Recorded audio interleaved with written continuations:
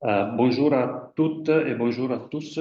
J'espère que vous m'entendez bien. Est-ce que vous pouvez juste faire une puce si vous entendez bien, s'il vous plaît? OK. Bienvenue à cette deuxième réunion pour le 2014, pour 2024, pardon, du Cash Working Group régional. Donc, on aura le plaisir aujourd'hui d'avoir le tour des tables et avoir aussi trois présentations. Comme d'habitude, on a les services d'interprétation. Donc, si vous voulez suivre la réunion en anglais ou en français, s'il vous plaît, cliquez dans l'icône interprétation et choisissez votre langue. Hi, everybody. Good morning. Good afternoon. If you, as usual, we have the interpretation option. So, parfait. Donc, je continue en français. Diapo, s'il vous plaît. Donc, comme toujours, on aura les services, on aura l'enregistrement qui sera mis en ligne dans les sites du Calp Network dans les jours à venir.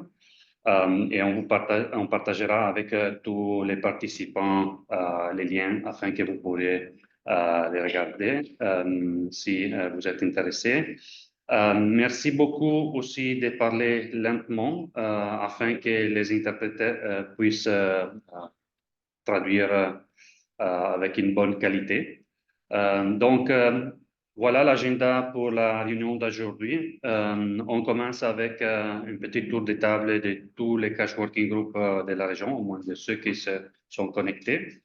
Ensuite, on aura deux présentations sur les transferts monétaires dans des zones complexes. La première sera une présentation qui sera effectuée par NRC. La deuxième sera effectuée par Solidarité Internationale. Et enfin, on aura une présentation et une validation du plan du travail annuel du Cash Working Group régional. Donc, on a rédigé les plans annuels, on va vous les présenter tout à l'heure afin qu'on puisse aussi les valider tous ensemble. Voilà. Après, on aura les divers. Donc, si vous avez quelques divers, s'il vous plaît, n'hésitez pas à les mettre, à l'ajouter dans le chat ou alors, quand on sera à la fin de la réunion, vous pourrez aussi lever la main et on vous donnera la parole si vous avez d'autres divers.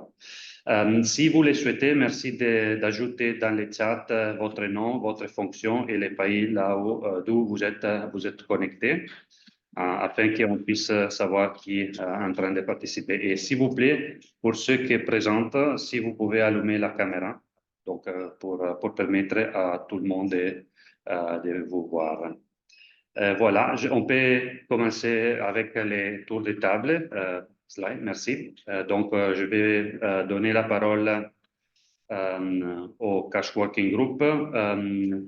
Pour les Cash Working Group Burkina, Sani, est-ce que tu es connecté?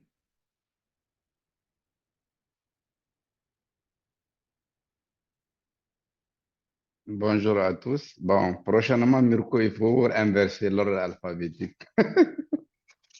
Bien copié. Bonjour à tous, moi c'est Sani, je suis le lead du Cash Working Group déployé par CashCap chez OCHA.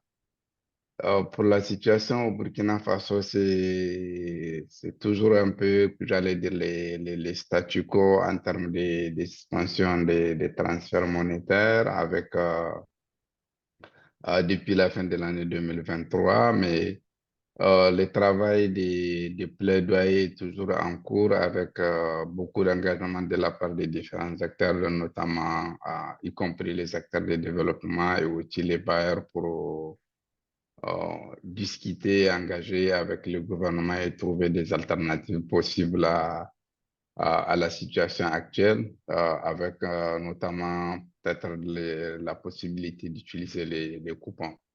Mais il faut dire que c'est un sujet qui mobilise tout le monde, vu toutes les contraintes d'accès qu'on a au Burkina Faso et aussi la rareté des financements. Donc, les transferts monétaires sont un outil fondamental pour pouvoir assister les personnes affectés par la crise.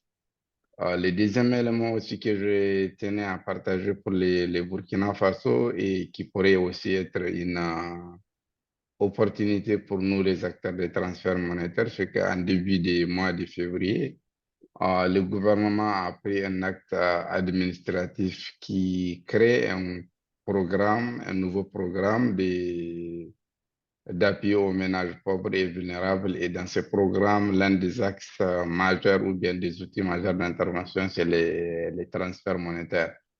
Donc, on pense que ça va être une opportunité pour élever pour futur des subventions en cours, mais pour le moment, ce n'est pas un programme qui est encore opérationnel.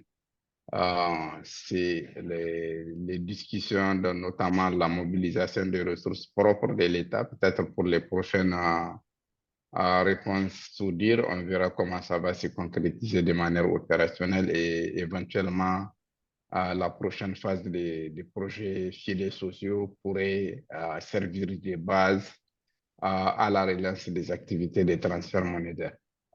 Merci, ce sont les deux points que je tenais à partager ici. Merci beaucoup, Sani. Afin de ne pas perdre trop de temps, je propose, si vous avez des questions pour Sani ou pour les prochains Cash Working Group des pays, je vous propose de mettre vos questions dans le chat et alors les Cash Working Group en question pourront répondre directement. Si on voit qu'une question est particulièrement importante, on peut, si on a le temps après, on peut toutefois donner la parole au Cash Working Group pour les questions. Merci beaucoup encore, Sani. On peut passer au Cameroun si quelqu'un est en ligne, Alix ou Thierry. Est-ce qu'un de vous deux est en ligne? Bonjour à tous, bonjour Miko. Désolé, ma caméra a quelques soucis. Alors pour le Cameroun, je suis Thierry Ndaïb, programme associate, et donc pour le PAM, qui est le coach du Cash Working Group. Donc effectivement, la première information peut-être à vous partager, c'est que le Cash Working Group au Cameroun a finalisé son alignement sur le nouveau modèle de coordination, et donc OCHA qui a su le lead non programmatique au niveau national, et le PAM qui a été élu comme coach programmatique pour l'année 2024. Les discussions se poursuivront avec les Cash Working Group sous-nationaux pour voir comment est-ce qu'on pourrait bâtir sur les acquis, le travail qui a été fait avec les organisations non gouvernementales, qu'elles soient internationales ou locales, et aussi le programme filets sociaux. Donc, l'autre information, nous sommes en train de finaliser les études de faisabilité des transferts monétaires et qui sont un des éléments du plan d'action 2024 qui a été validé, présenté à l'équipe humanitaire pays, qui a fait quelques recommandations, mais qui est là globalement approuvé. Et donc, nous sommes en train de préparer sa mise en œuvre qui va consister essentiellement au renforcement des capacités qui nous sert souvent, qui nous sert aussi de plaidoyer. Également, le lien entre les transferts, continue à développer le lien entre les transferts humanitaires et la protection sociale. Et également, tout ce qui est appui technique, les discussions techniques sur le suivi des valeurs de transfert. Dès que au Cameroun, il y a eu une augmentation des prix du carburant. Et nous sommes en train de nous préparer dans le cadre de ce plan de travail à apprécier l'impact de cette augmentation sur les paniers de dépenses et les valeurs de transfert. Donc voilà, et cette discussion naturellement se fera avec tous les acteurs, y compris les acteurs de protection sociale du gouvernement et les acteurs humanitaires. Et on espère qu'à la sortie de là, on va maintenir les acquis sur les valeurs de transfert harmonisées que nous avons commencé à développer ensemble depuis 2022. Donc voilà pour le Cameroun. Merci. Je te retourne le micro, Nico. Merci beaucoup, Thierry. Donc, je ne sais pas si quelqu'un a des questions, s'il vous plaît, mettez-les dans le chat. Pour Sani, je vois pour le Cash Working Group Burkina que vous avez une question, si vous pouvez essayer de répondre. Autrement, à la fin, s'il y a un peu de temps, on peut aussi donner la parole.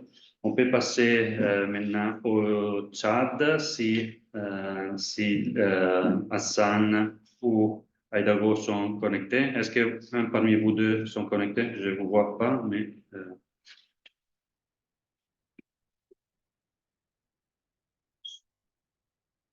Merci Mirko pour la question et William pour cette question. Je ne sais pas quand vous parlez des timelines pour faire bouger les lignes, qu'est-ce que vous voulez exactement, mais pour dire qu'à l'état actuel des choses, on ne peut pas dire avec euh,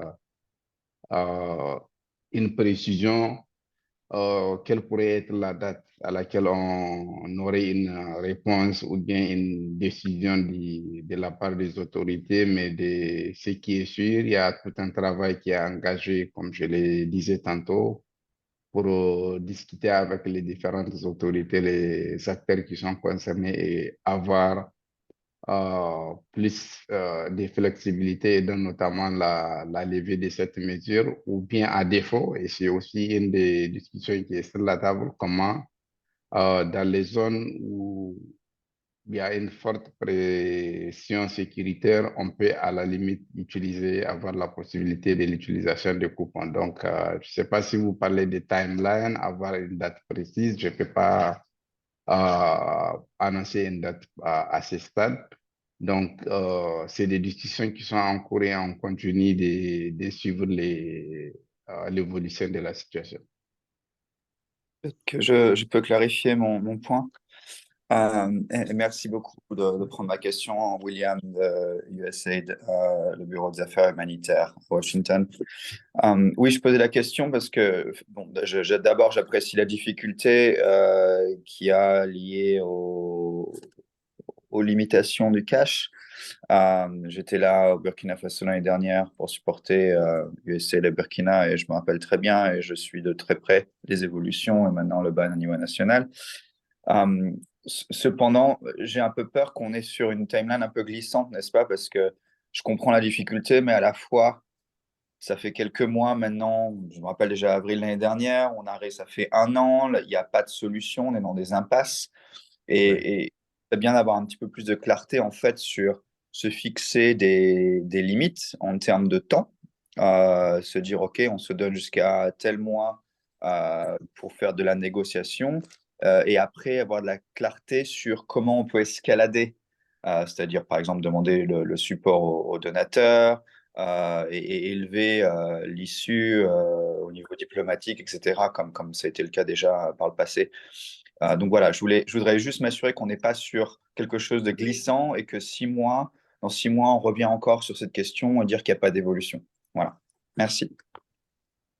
Oui, justement, relativement à ça, en termes d'engagement au plus haut niveau, comme vous l'avez mentionné, et c'est ce que je disais tantôt, à ce stade, de manière plus précise, j'allais dire, la discussion, elle est beaucoup plus politique. Donc, et c'est pour ça, par exemple, tous les dossiers portés par les coordinateurs humanitaires, plus aussi la communauté des bailleurs. Bon, comme vous étiez au Burkina Faso, vous connaissez un peu comment les systèmes fonctionnent avec la Troïka qui est actuellement sous les yeux de l'Allemagne et c'est eux qui sont en train de faire les discussions avec les niveaux politiques pour justement obtenir une avancée par rapport à ces dossiers. Donc, malheureusement, on est dans une situation où, comme je l'ai dit, de façon précise, on ne peut pas se donner et dire que bon, ça va être telle date. Mais de l'autre côté, les messages clairs qu'on est en train de passer à tous les acteurs, c'est vraiment de shifter toute l'assistance vers notamment l'assistance en nature et aussi voir quelles pourraient être les autres alternatives possibles dans les contextes actuels. Et c'est ça la difficulté qu'on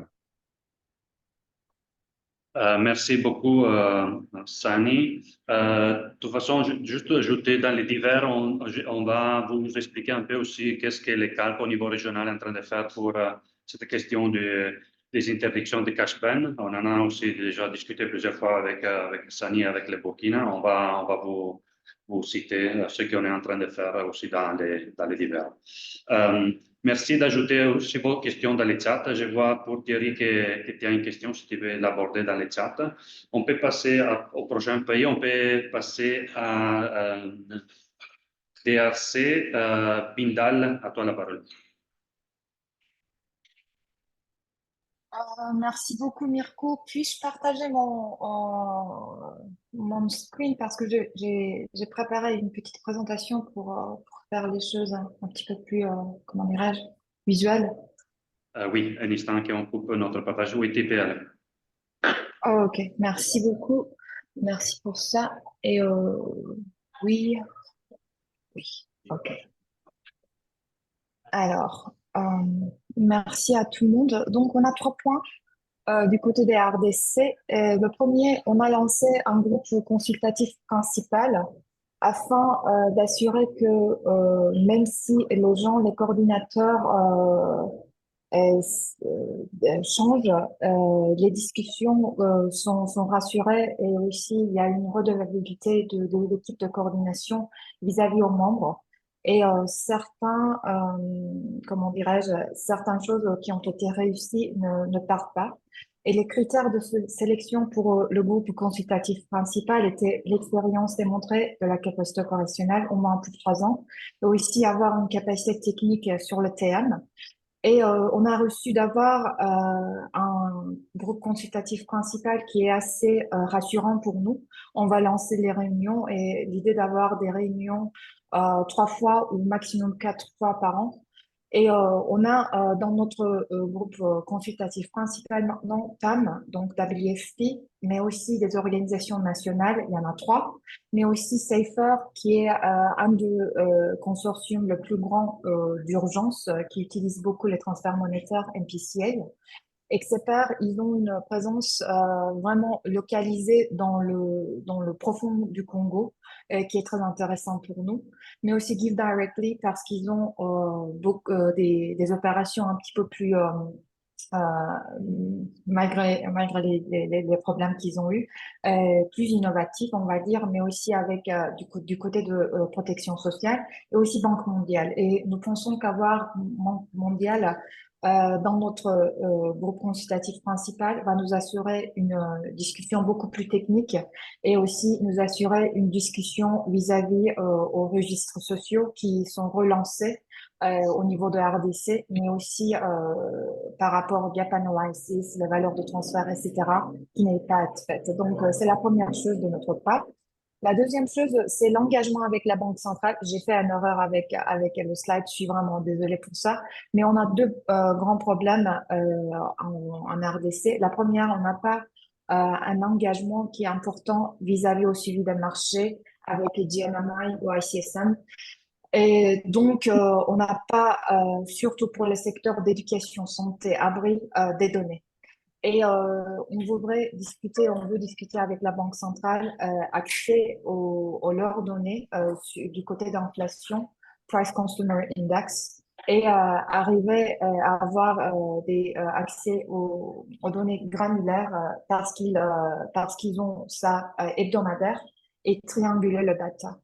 Mais aussi, la deuxième, avoir une discussion avec Banque centrale pour arriver à avoir une cartographie beaucoup plus détaillée des prestataires services financiers, mais il inclut aussi, si ça va être possible pour le mobile money, où on peut identifier les points de liquidation, mais aussi microcrédit, etc.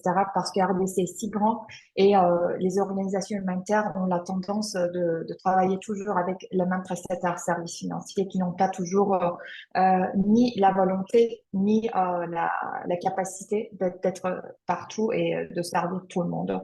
Donc pour ces deux, si on veut discuter avec la Banque centrale, on a eu des discussions avec le Banque mondiale et en espérant d'avoir une réunion avec eux et utiliser l'appui d'OCHA pour assurer cet engagement. La troisième chose, on a lancé un sondage des prestataires services financiers vis-à-vis de nos membres. On a reçu 36 réponses, mais 25 étaient valables. Et on a compris que les prestataires financiers n'étaient pas utilisés pour grande chose. Ils ne sont pas utilisés ni pour préfinancement, ni pour vérification des bénéficiaires, justement pour liquidité et transfert d'argent. Donc, comme les organisations continuent à utiliser les prestataires financiers traditionnels, donc les banques et microcrédits, les organisations humanitaires ne sont pas vraiment rentables pour ces prestataires financiers. Donc, ils disent non, c'est pour nous pas sécure, on va pas aller à ces zones, etc. Et nous pensons que ça va être plus pertinent au contexte de RDC de regarder les prestataires financiers qui sont non traditionnels, de regarder des organisations nationales d'économie, de développement ou des coopératives ou des petits commerçants pour des zones où on a besoin justement de transfert de monnaie et de liquidation. Et c'est ça. Merci. Désolée, j'ai fait n'importe quoi. À vous. Merci beaucoup, Bindal, pour ces 3 points intéressants. Je ne sais pas si vous avez des questions pour le Cash Working Group RDC. Je regarde aussi la salle si quelqu'un a des questions. Autrement, si vous pouvez les mettre dans le chat, s'il vous plaît. Je vois que le Tchad n'est pas là. On peut peut-être passer au Mali. Djibril ou Fodé, est-ce que vous êtes en ligne? Ouais, bonjour. Bonjour à tous et à toutes. Et merci, Minko. Le Cash Working Group du Mali a 4 points à partager avec vous. Notamment, l'un des premiers points est la collaboration que nous avons eue récemment avec le cluster protection. Après le développement des lignes directrices pour les interventions avec la modalité cash au niveau du Mali. Il était question aussi de travailler avec le cluster protection, de voir comment développer un guideline de maxi 5 pages à 6 pages et comment intégrer la modalité dans les options de réponse en tenant compte du contexte du Mali.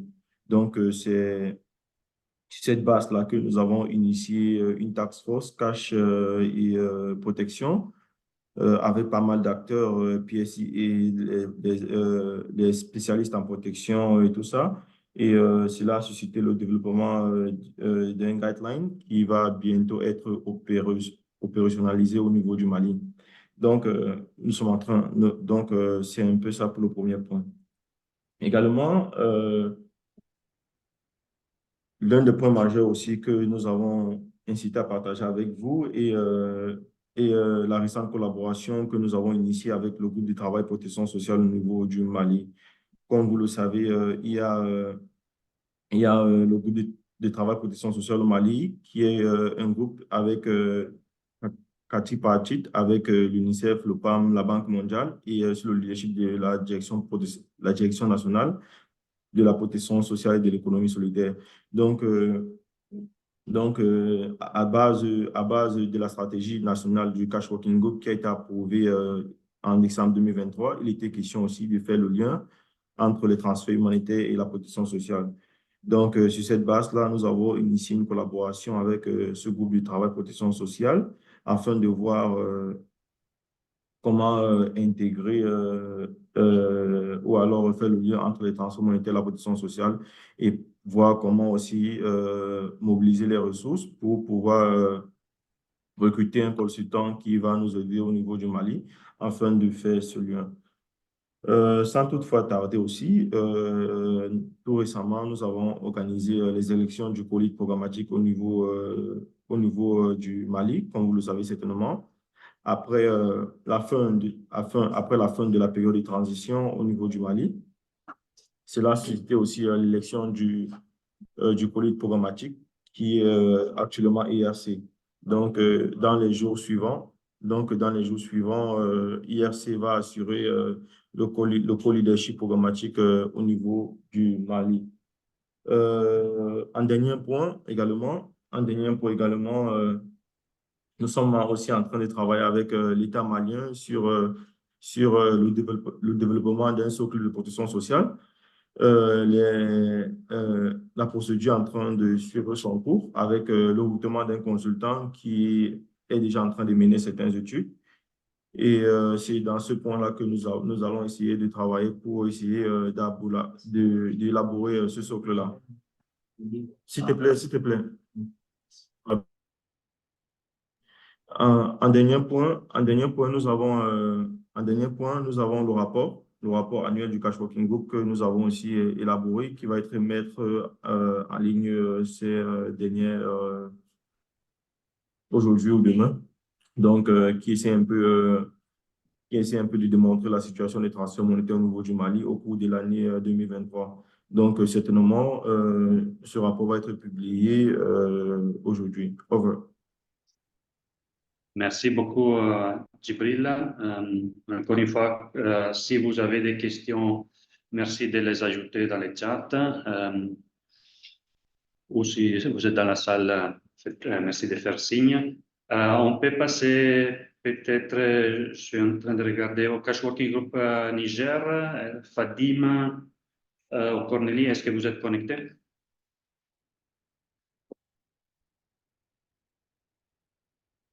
Oui, bonjour Miko, bonjour tout le monde. Donc, je me présente, je suis Fadima Soumana de Ocha, Niger, donc lead du Cash Working Group. Nous avons deux points que nous voulons, je ne sais pas, vous m'entendez, vous me recevez? Oui, très bien, merci. D'accord. En fait, nous avons deux points que nous voulons présenter ici. Donc, le premier point, c'est par rapport à la révision du MEB. Nous avons commencé les consultations avec les coordinateurs des clusters pour faire une révision du MEB parce qu'au fait, depuis plus de 6 mois, nous avons constaté qu'il y a des évolutions, il y a une évolution des prix sur le marché, surtout en ce qui concerne les prix au niveau des denrées alimentaires. Donc, pendant 3 mois, nous avons invité le PAM à faire le suivi de ces prix sur les marchés et à faire régulièrement des présentations au niveau du Cash Working Group.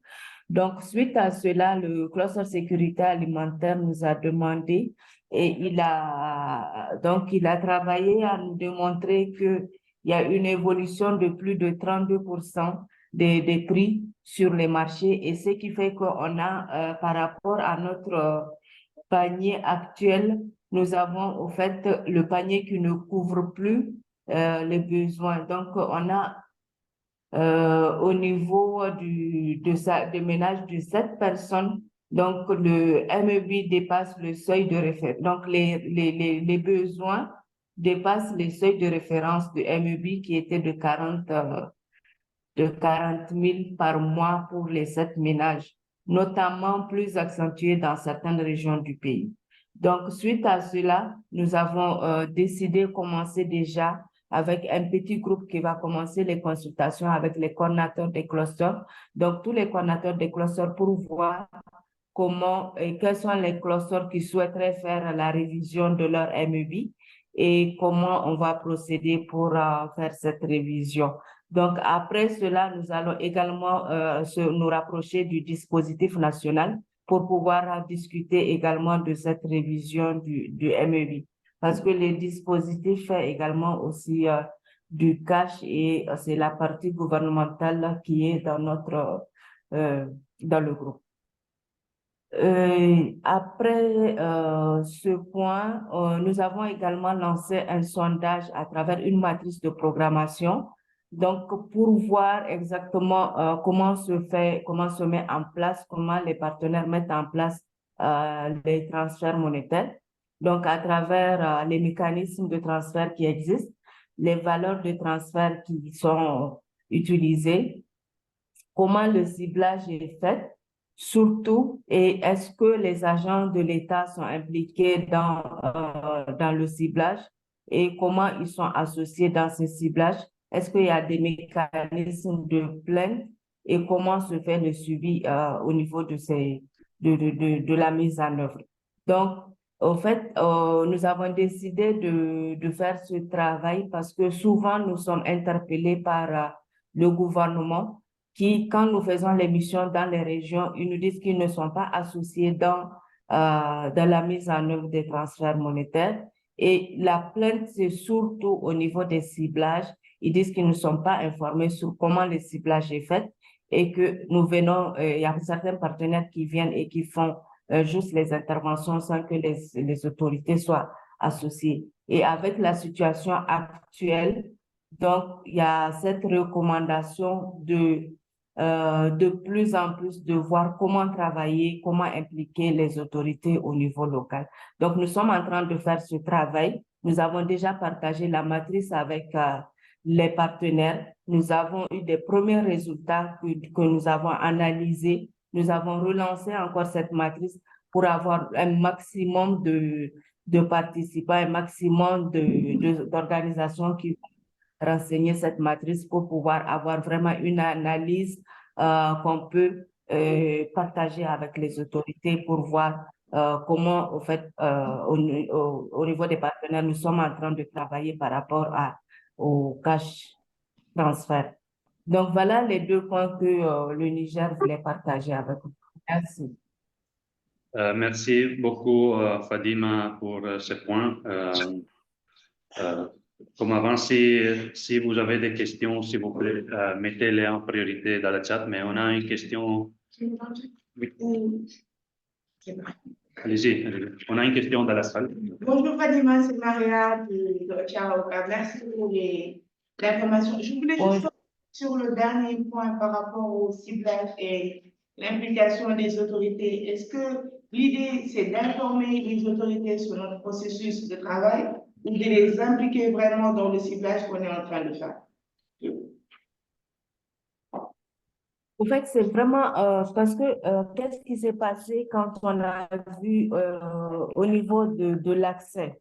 Au niveau de l'accès, de plus en plus, les partenaires, nous avons des problèmes à accéder à certaines zones parce que, au fait, il y a des restrictions, surtout administratives. Les autorités ne nous permettent pas d'atteindre certaines zones. Et de plus en plus, les autorités nous demandent à ce qu'on puisse, même dans les missions, associer un agent de l'État qui passe sur le terrain pour voir comment nous faisons le travail. Donc, au niveau du ciblage, au fait, nous essayons d'impliquer pour que l'autorité puisse voir comment le ciblage est fait, comment nous, au niveau des partenaires, comment nous faisons le ciblage. Parce qu'ils nous ont reproché à plusieurs reprises qu'ils ne comprennent pas comment nous identifions nos bénéficiaires. Donc, on les associe soit en organisant des missions, aller sur le terrain, ils sont là avec nous et ils regardent comment le ciblage est fait. Merci, Fadima. Merci. Je vois qu'il y a une main levée de Cornélie. Par la parole, Cornélie. Merci, bonjour à tout le monde. Je suis Cornélie Sifa du PAM Niger, co-lead du Cash Working Group. Pour ajouter à ce que Fadima a dit, la matrice que nous avons mise en place, c'est pour collecter des informations avec deux objectifs. Le premier objectif, c'est vraiment d'avoir des infographies avec des informations claires que tous les membres pourront, à chaque fois qu'ils rencontrent des autorités, leur présenter et expliquer en disant voilà comment nous travaillons pour faire des transferts monétaires, voilà les différentes étapes, voilà comment nous impliquons les membres du gouvernement, tant au niveau national, régional que communal. Et de l'autre côté, par rapport à nos membres, c'est de voir pour les organisations qui n'impliquent pas assez le gouvernement dans les activités clés de transfert monétaire, notamment le ciblage et distribution et le monitoring, de leur demander, voilà, il faudrait faire un peu plus d'efforts pour impliquer les membres du gouvernement et surtout d'être le plus transparent possible. Merci. Merci beaucoup, Cornélie. Si vous avez d'autres questions, n'hésitez pas à les ajouter dans le chat. Juste pour qu'on puisse avancer, on peut donner la parole maintenant au Cash Working Group Nigeria, Rami. Rami, à toi la parole, vu que tu es nouveau dans la région, si tu peux aussi te présenter brièvement. À toi. Hello, everyone. Good morning and good afternoon. This is Rami Beradar, working with CRS in Northeast Nigeria as the co-lead of the Cash Working Group. I've just joined late January. And I'm actually making my way to Maiduguri, where I'll be based this weekend. I just want to give you very brief bullet points, 5 points perhaps, that came up from our annual workshop in February. On the first one, which kind of rings true with our DRC colleagues, we're actually conducting gap analysis for joint market monitoring in the Northeast region. And we're just looking at where our potential gaps are so that we can approach our donors if there's any additional funding needed. We're also working with the food security sector to harmonize the food indicators within the market monitoring. So this way we have some interchangeable data sets and analysis as well. So that's our first first priority that came from the workshop. Another one is the financial service provider mapping, which was also touched upon by some colleagues.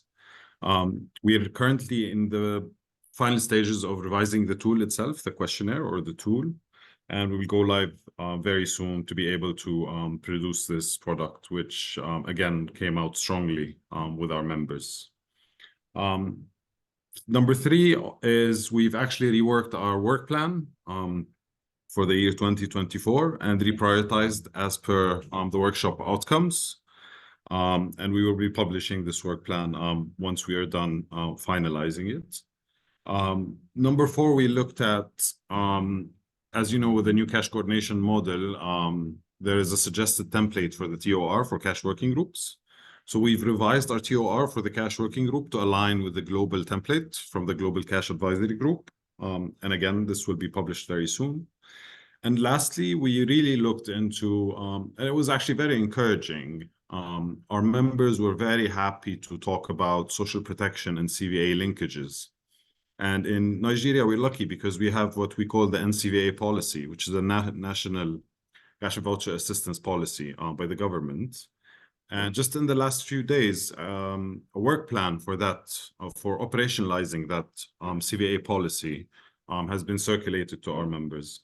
So a lot of developments, a lot of work to be done over the year. We're happy to share those updates and we'll report back to you. If you have any questions or would like to contact us, we're always available. Thank you very much. Merci beaucoup, Rami, pour ces points. Comme pour les autres cash working groups, si vous avez des questions, s'il vous plaît, ajoutez-les dans les chats et Rami pourra vous répondre. Autrement, si on a un peu de temps à la fin, on peut aussi ouvrir le micro. On peut rapidement passer aux autres 2-3 pays.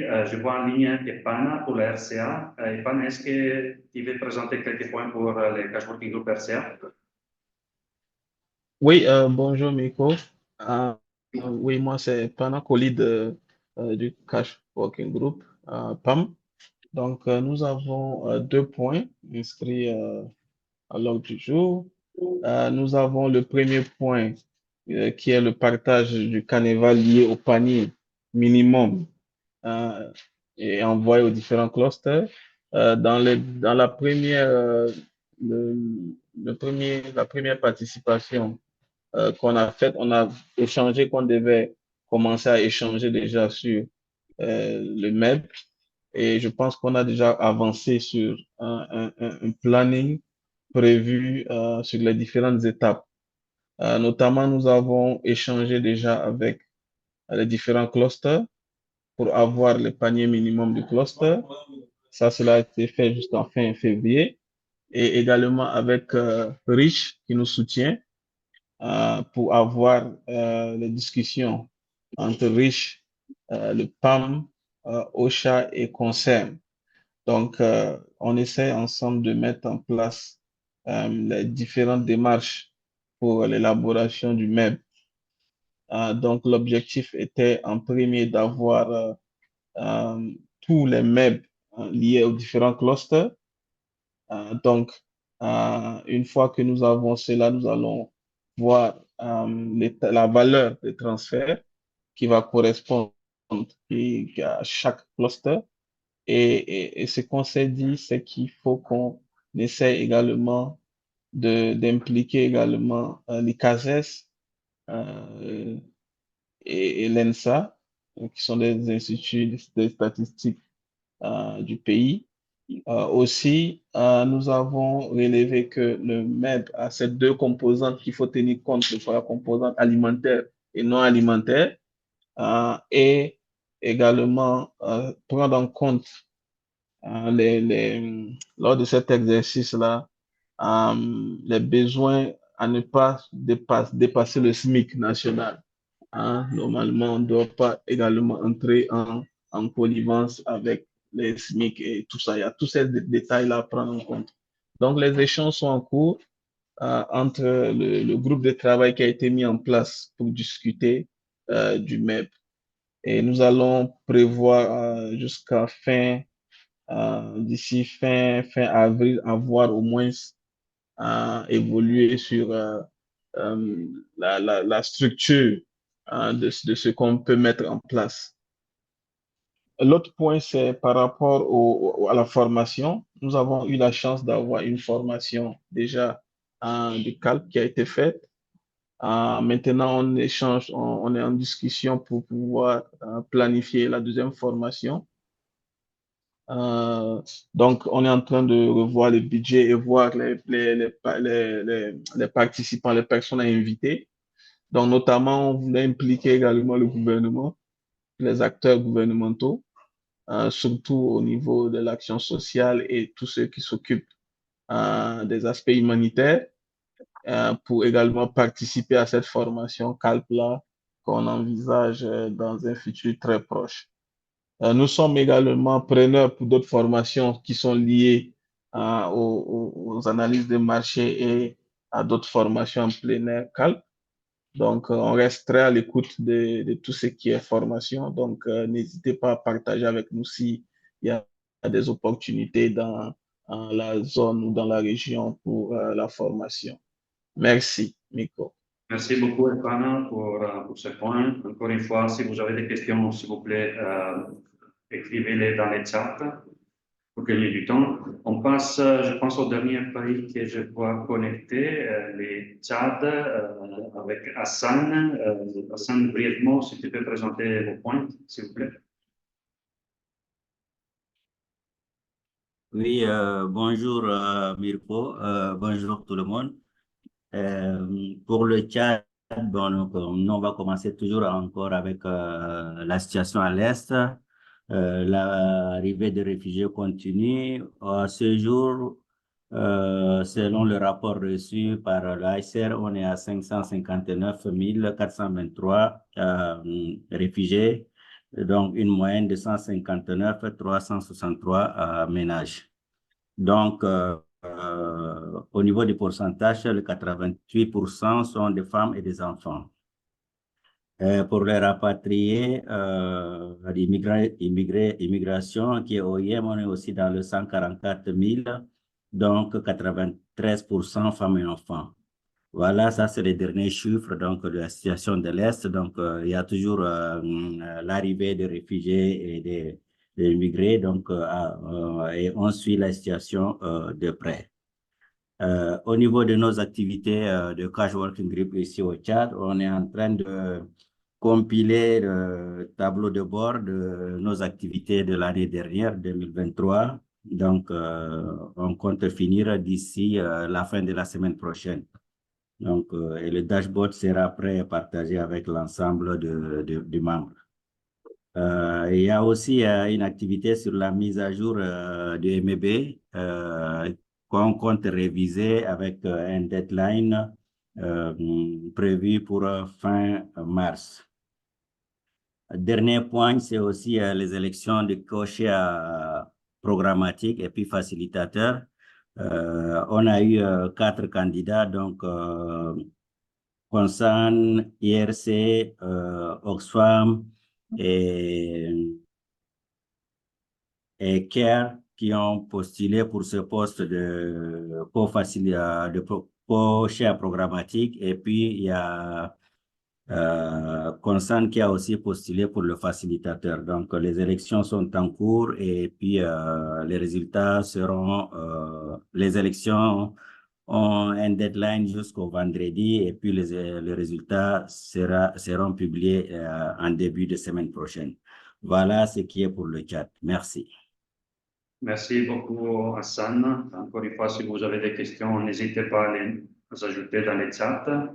Je pense qu'on est arrivé au dernier cash working group connecté, mais je vais voir si les Togo je ne les vois pas, mais je ne sais pas si les Togo est connecté. Je ne le vois pas. Et donc, on va essayer de l'avoir pour la prochaine réunion, ainsi que la Côte d'Ivoire qui voilà, présentera quelques points peut-être pendant la prochaine réunion du cash working group régional. Donc, si vous avez encore des questions, n'hésitez pas à l'ajouter dans les chats, mais on passe, donc, je donne la parole à mon collègue et on passe aux présentations. Merci beaucoup. Merci beaucoup, Mirko. Nous allons passer aux deux présentations qui sont prévues pour cette réunion d'aujourd'hui. Comme vous l'avez sans doute vu, nous aurons une première présentation de NFC et puis une autre présentation de solidarité. Donc, pour NFC, c'est Mahaman Mousbahou, si c'est vrai, on a déjà lancé. Maintenant, Ouais. si voilà, tu veux passer la slide, il faut juste dire passer la slide et puis bon, on passe en écrit. OK. Bonjour à tous. Encore merci pour nous avoir donné cette occasion pour essayer de présenter un peu une leçon que nous sommes en train de capitaliser, notamment la question autour des transferts monétaires en lien autour des projets communautaires que nous avons mis en œuvre dans des zones difficiles d'accès. Diapo. Je ne vais pas commenter les images, mais après, on va essayer de répondre aux questions. OK. D'abord, il faut contextualiser la RDC. Si vous prenez la RDC actuellement avec tout ce qui est en train de se passer, notamment la crise qu'on a au niveau de la bande Est de la RDC, on a des conflits qui sont de plus en plus violents avec des rebonds ou bien avec des périodes d'un peu d'accalmie. Ce qui fait qu'on a une grande partie de cette bande Est qui est plus une bande hard to reach. Mais avec les outils qui ont servi d'évaluer, on a trouvé que parmi ces bandes hard to reach, on a quand même un certain nombre de territoires de provinces qui sont les plus classés hard to reach. Pour l'Ituri, on a l'exemple de Djougou, où il s'agit vraiment d'un conflit ouvert entre deux communautés antagonistes, où on a vraiment les trois problèmes d'accès, surtout les questions d'accès logistique, les questions d'accès physique, mais surtout sécuritaire. Au niveau du Nord Kivu, c'est la crise M23, comme vous le savez, qui est encore à jour. Et dans ce contexte, dans ce contexte, on a eu à expérimenter un projet autour d'un fonds qu'on appelait ICSP, où il s'est agi de mettre en place des projets communautaires. Pour la simple explication, les projets communautaires sont des petits projets, des micro-projets que les communautés mettent en œuvre après un processus de médiation et tirer des plans d'action et qui sont validés par les mêmes communautés. Donc, ce qui s'est passé autour de ce projet ICSP, donc après les différentes médiations qu'il y a eu, donc on a eu à expérimenter deux approches en fonction du contexte. Donc, c'est pour cela que je voulais faire la part des choses entre le Nord Kivu et l'Ituri, parce que le contexte n'a pas été le même. Donc, pour sélectionner les projets communautaires, la première approche, c'est vraiment une sensibilisation qui est faite au niveau communautaire pour identifier les potentiels conflits, c'est-à-dire que ça va être une réponse préventive aux conflits. Et ensuite, il y a l'étape où il faut faire des réunions avec les leaders, les autorités locales pour essayer de voir quels sont les conflits porteurs qu'on peut prévenir avec des projets inclusifs. Les projets communautaires ont pour la particularité d'être des éléments connecteurs de deux ou plusieurs communautés en conflit ou en tension. Donc, c'est ça un peu la définition pour essayer de rester dans la logique. Et après le processus, on fait ce qu'on appelle les consultations communautaires, pour identifier les besoins et mettre en place maintenant tout ce qui est comité de pilotage, mais aussi le place. La prochaine étape, une fois tout en place, le comité, en plus de l'appui des staffs de NRC, mais aussi des autorités, on va faire tout ce qui est préparation, définition des responsabilités, des budgets, des jalons. Et tout ça, ça se matérialise dans ce qu'on appelle, ça va alimenter le protocole qui va servir pour aider l'exécution du projet. Et généralement, on fait l'atelier de validation de projets au niveau du comité, mais aussi au niveau local. Et ceci va nous donner maintenant l'approche, un document qui va nous permettre de dérouler le projet avec l'utilisation le plus souvent du cash comme approche de mise en œuvre. Diapo. Donc, au niveau de la mise en œuvre maintenant, le protocole, il donne les responsabilités des uns et des autres.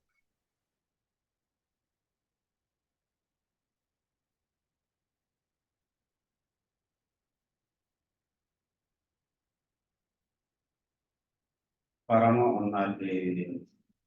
On ne vous reçoit plus. Ouais. On a des soucis de connexion.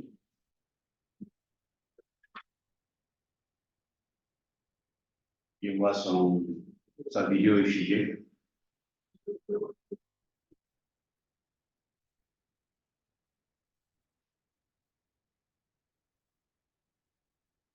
La connexion est très mauvaise aujourd'hui.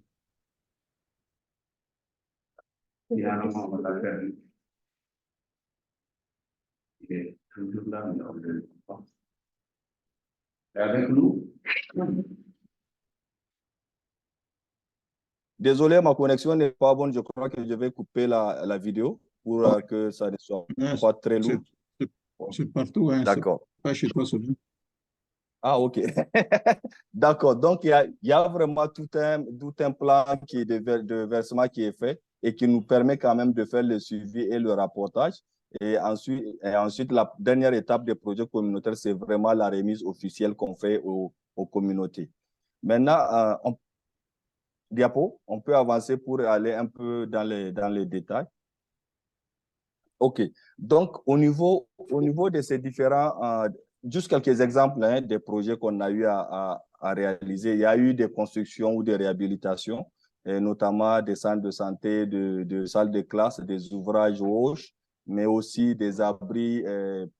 Les abris, là, c'est vraiment à titre de réponse parce qu'il y a eu des villages où la guerre avait totalement ravagé. À la suite des procédures de médiation, il était question que les familles reviennent. Et là aussi, l'approche pour reconstruire le village a été faite comme un projet communautaire où le cash a été utilisé à cet effet. Il y en a bien d'autres dans le marché qui ont été réactivés. Qui dit marché aussi dit des questions autour de la sécurité alimentaire, mais aussi le marché a cette connotation d'espace intégrateur et connecteur des communautés en conflit. On peut évoluer? Oui, ça, c'est juste une photo des salles de classe. Mais là, je voulais juste flaguer une chose. Une chose pour dire la valeur ajoutée, on va voir ça après. En utilisant le cash pour faire les activités, on s'était retrouvé à beaucoup d'économies. Qu'est-ce que ça veut dire? Ça veut dire que, prenons juste l'exemple du projet de construction de 6 salles de classe. Si vous prenez dans nos budgets actuels, même pour les constructions en situation d'urgence, le montant est autour de 4 000. Semi-durable, c'est 4 500 et ça varie. Mais on s'est rendu compte qu'avec le cash, en faisant du direct cash aux communautés, on réduit de manière très significative le montant qui est utilisé par ça des classes. Ce projet qui a été fait au niveau à Ganje, ici c'est à Mahagi, en territoire c'est à Mahagi, dans la province de l'Uturi, nous a coûté 15 039,60 $. Mais le coût unitaire, si on prend par salle de classe, c'est 2 500. Et là, on a utilisé les points qui sont importants, comme notamment l'accessibilité, la disponibilité, pour contourner les problèmes d'accès, mais aussi les problèmes logistiques qu'il y a dans cette zone qui est secouée par le conflit. On peut avancer? Oui, il en est de même, par exemple, pour ce projet des désertes, ça, c'est un projet de 7 km avec 4 ponts qui a été fait aussi sur l'approche cash IMO IMO, ça a été la partie participative de la communauté. Et nous, on a accompagné avec les différentes tranches. Et ça a aidé quand même à avoir les 7 km de réhabilitation plus 4 ponts pour faire la desserte entre les espaces de pâturage, mais aussi entre les deux communautés. Donc, c'était 2 villages autour d'environ 7000 ménages qui ont bénéficié de ce projet. On peut avancer?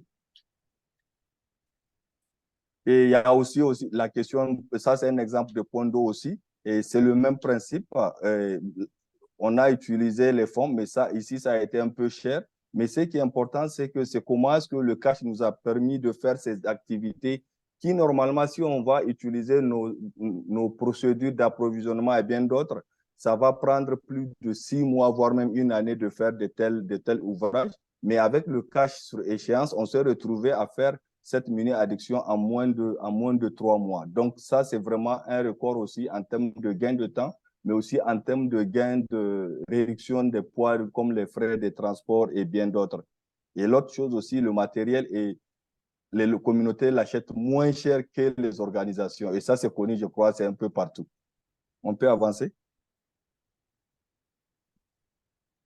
Oui, ça, c'est le marché. Je parlais aussi tantôt du marché intégrateur. Donc, on a vraiment des marchés qu'on avait appuyés de part et d'autre, que ce soit au Nord Kivu, mais aussi au niveau de Mahagi, où on a quand même, c'est minimum 2 hangars par marché qui nous ont donné quand même une bonne fréquentation et qui ont aussi fait tâche d'huile suite avec les activités de cohésion sociale ou je dirais de fréquentation et connecteurs autour de ce marché.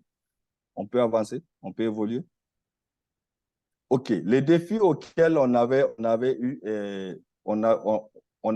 fait face, c'était d'abord la diversité des procédures d'achat. Donc, quand on regarde, si on va appliquer, je l'ai un peu flagué, si on va appliquer les procédures d'achat conformes à telle ou telle autre organisation, dans notre cas, donc vous allez vous rendre compte que ce sont des procédures d'achat qui peuvent rendre le processus très long. Mais avec la communauté, donc, ils ont fait leur processus, mais seulement, ils n'étaient pas obligés de nous impliquer parce que s'ils nous impliquaient, ça va encore rendre le processus très long pour dire qu'on est obligé de respecter nos procédures internes en tant qu'organisation. Il y a aussi un des soucis qu'on a eu, c'est la gestion même non seulement pas des fonds, mais la gestion des projets. On s'est retrouvé dans des communautés où c'est la première fois qu'ils ont l'expérience de conduire des activités de construction, bien des projets communautaires avec des montants qu'on les donne au fur et à mesure. Et ça aussi, on s'est rendu compte que prochainement, s'il faut refaire cette expérience, c'est vraiment de mettre l'accent sur la formation. Et il y avait aussi la question parce que de la multiplicité de comités au niveau local. Ça veut dire quoi? Il y a plusieurs instances qui existent déjà dans ces communautés.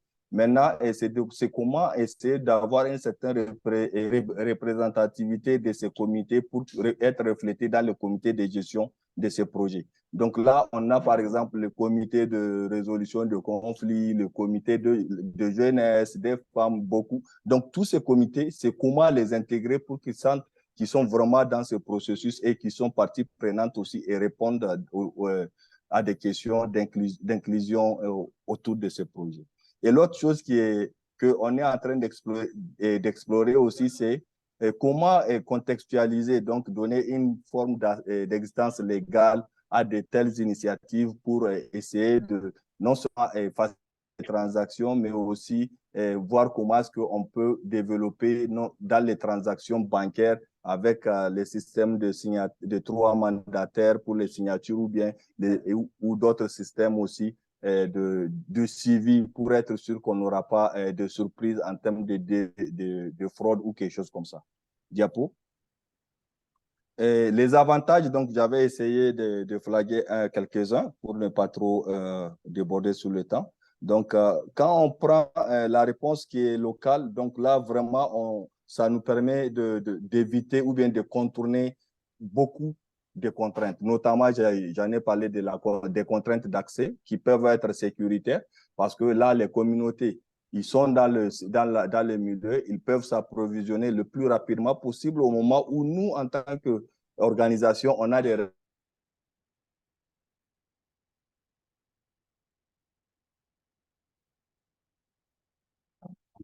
perdu.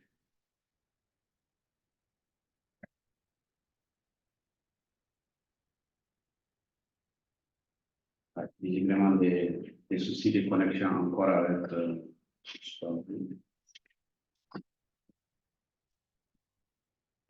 cette fois-ci, il est...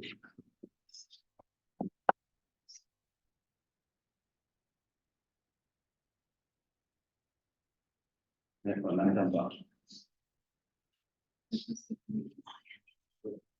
Je crois que... Désolé, hein, je vais aller vite, désolé. C'est ma connexion, je ne sais pas c'est quoi, ça se connecte, ça se déconnecte de temps en temps. Donc, on est arrivé à un stade où les communautés nous disent catégoriquement, c'est la première fois qu'ils sentent qu'eux, ils sont même efficaces, qu'ils retrouvent leur dignité à conduire eux-mêmes leurs projets. Et pour la petite histoire, par exemple, nous, au niveau de l'Ituri, on a reçu des feedbacks des organisations qui nous disent on est parti dans telle communauté pour faire ceci. Et ils nous ont dit, est-ce que vous allez utiliser la même approche que NRC? Donc ça, c'est pour vous dire que l'engouement que ça a suscité au niveau des communautés, à conduire eux-mêmes et à se sentir plus redevables et responsables.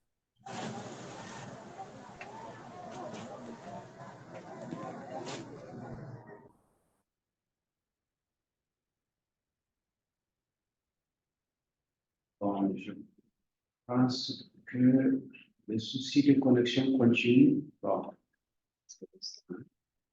Il ne nous reste que 2 slides.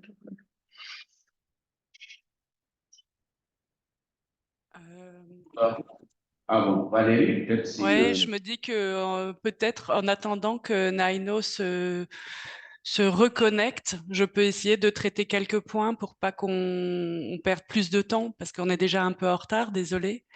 Ah, t'es là, Naino? Oui, j'ai presque fini. Vas-y. Juste, et voilà. Et à la question de l'appropriation des projets, désolé, c'est ma connexion. Je ne sais pas, on peut finir avec juste pour dire une autre leçon apprise.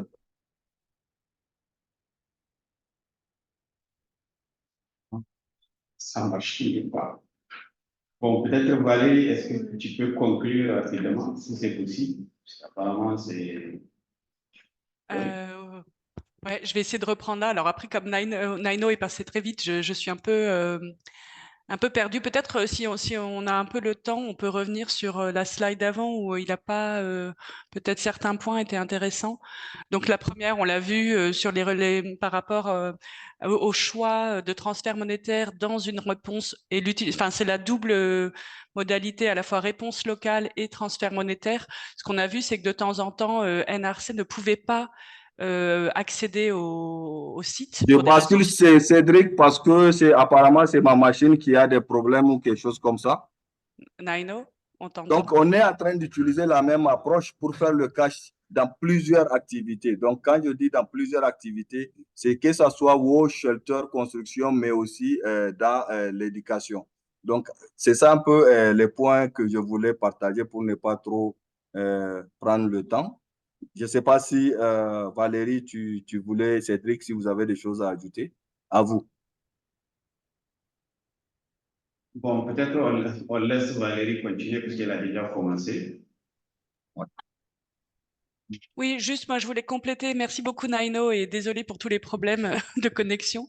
Non, donc nous ce qu'on avait trouvé vraiment intéressant dans cette expérience, c'est voilà, quand dans des zones un peu complexes d'accès, le fait qu'on ait utilisé le choix de l'utilisation à la fois de la réponse locale et des transferts monétaires fait que comme c'est la communauté qui met en œuvre et qui est responsable de la mise en œuvre, quand pour des raisons essentiellement de sécurité, mais quelquefois, voilà, c'était essentiellement de sécurité, NRC ne pouvait pas se rendre sur les sites. En fait, la construction, parce que quand c'était des ouvrages, elle continuait. Donc, ça a permis de pallier de manière temporelle les restrictions d'accès. Après, bien sûr, comme pour le suivi, il y a un vrai rôle de la part de NRC, ça ne marche que temporairement. Ça ne veut pas dire qu'on se retire complètement de la mise en œuvre, mais je pense que c'est important. Et bon, les rôles clés, il faut quand même qu'au moins au niveau des différentes étapes, pour permettre le décaissement des phases suivantes. Je pense que, je ne sais pas si c'était assez clair pour tout le monde, mais c'est des transferts en différentes, donc c'est plusieurs versements conditionnés sur l'atteinte de résultats qui ont été mis dans la convention. Et donc ça, c'est le fait de valider qu'une étape est finalisée, ça se fait forcément avec un ARC, mais pas seulement le comité, les autorités, etc. C'est des comités mixtes. Bon, l'utilisation des compétences et expertises locales, je pense que c'est assez clair. Ce qu'on a noté aussi, c'est vraiment, c'est ce que disait Naino, c'est la motivation des communautés. Et ce point-là, en fait, pour moi, rejoint le point 8 de l'appropriation, où on a déjà 2 exemples de projets qui continuent.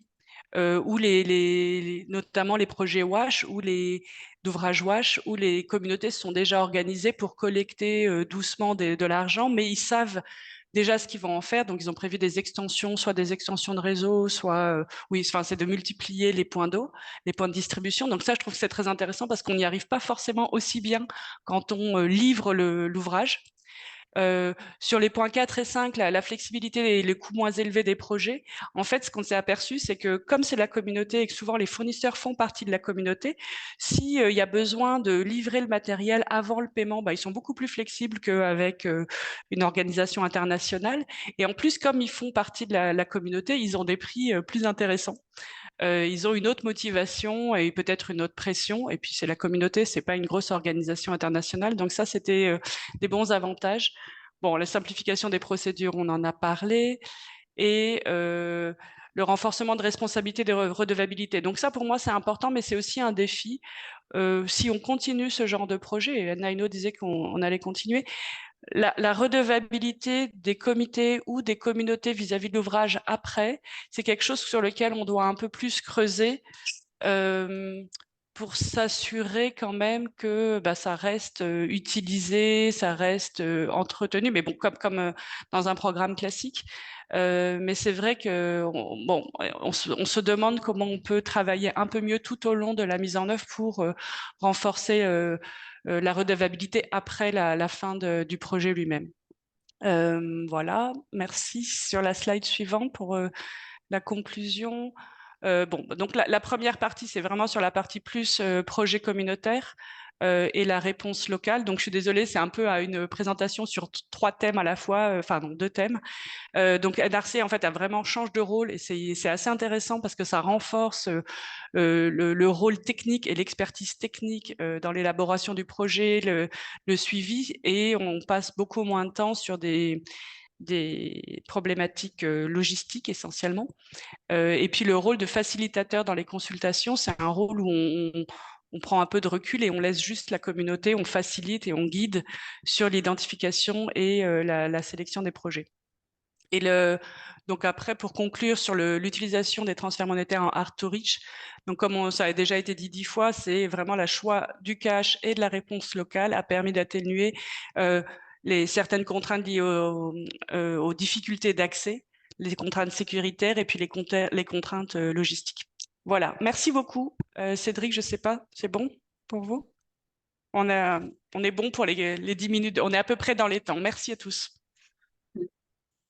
Merci beaucoup, Valérie. Merci beaucoup, Mohamed Moussababou, avec toutes ces difficultés de connexion, mais on a pu quand même suivre jusqu'au bout cette expérience de NRC qui fait bien sûr partie des priorités qui ont été définies dans le cadre comme priorité au niveau du cash working group régional, le travail sur les points difficiles. Donc là, c'est une expérience qu'on vient de nous présenter qui présente l'avantage d'une approche à base communautaire. Je peux citer aussi quelques aspects comme le transfert des responsabilités aux communautés, l'économie des ressources, le gain de temps, la valorisation de l'expertise locale, puisque c'est au niveau local qu'on détermine les projets, etc. Tout ça. Donc là, c'est une sorte de prise de position en backstopping de NRC pour donner plus de responsabilités aux comités locaux. Bon, bien sûr, il y a des défis comme nous l'avons vu, notamment en termes de procédures d'achat qui sont diverses, parce qu'il y a plusieurs communautés diverses qui sont dans différents contextes, etc. Donc, il fallait gérer tout ça.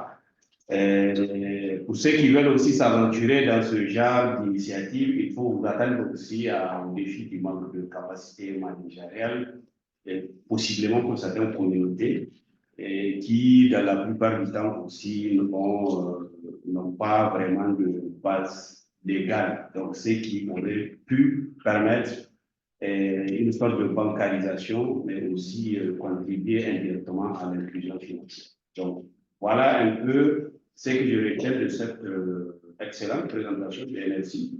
Il y a quelques questions déjà dans le chat.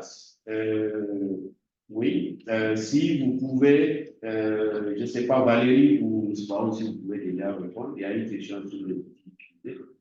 Et il y a une autre question sur les...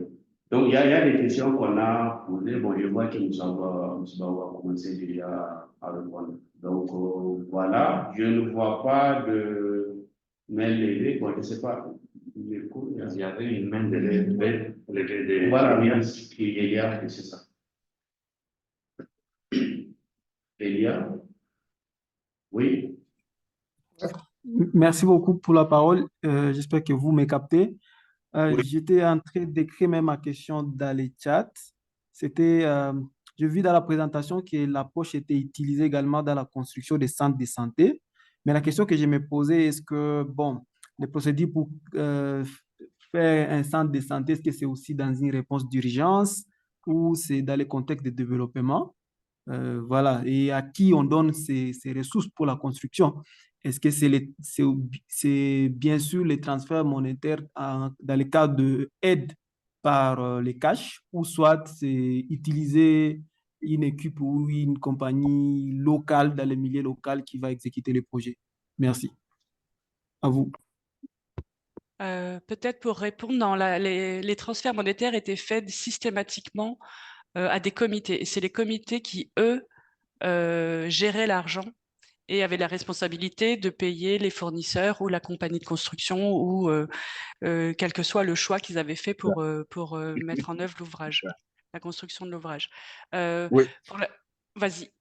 Oui, Vas-y, Naino. aussi pour accompagner, en fonction de la nature du projet, il y a toujours le représentant de la partie étatique. Par exemple, pour les questions de salles de santé, c'est vraiment avec les représentants de la partie, donc du médecin chef de zone ou bien du ministère de Santé et provincial. Il en est de même pour les écoles. Donc, il y a toujours cette question des normes qui est faite avec les spécialistes et les autorités en charge des questions.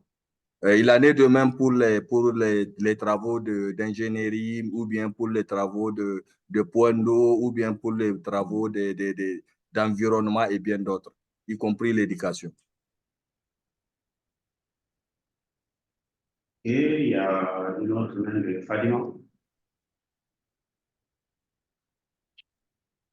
Oui, merci beaucoup. J'avais posté mes questions dans le chat, mais je peux revenir peut-être là-dessus. Mais j'ai d'autres questions supplémentaires.